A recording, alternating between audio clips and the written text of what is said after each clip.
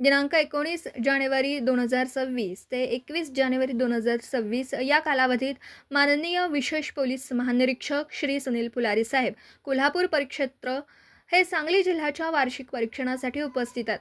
आज दिनांक 20 जानेवारी रोजी उपविभागीय पोलीस अधिकारी कार्यालय मिरज तसेच मिरज शहर पोलीस ठाणे येथे वार्षिक परीक्षण सुरू असताना माननीय विशेष पोलीस महानिरीक्षक यांनी मिरज ग्रामीण पोलीस ठाण्यास अचानक भेट दिली।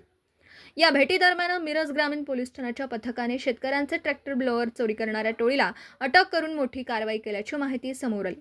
या कारवाईत मिरज ग्रामीण पोलीस ठाणे हद्दीतील तीन गुन्हे उघडकीस आणून चोरीस गेलेले एकूण 11 लाख रुपये किमतीचे ट्रॅक्टर ब्लोअर हस्तगत करण्यात आले।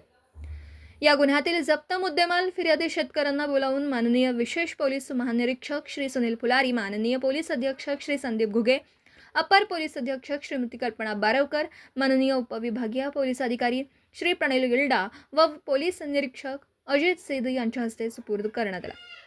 यावेळी फिर्यादी शेतकऱ्यांनी आपलं मनोगत व्यक्त करत मिरज ग्रामीण पोलिसांनी तत्परतेने कारवाई करून चोरीस गेलेले ट्रॅक्टर ब्लोअर परत मिळवून दिल्याबद्दल समाधान व आनंद व्यक्त केला।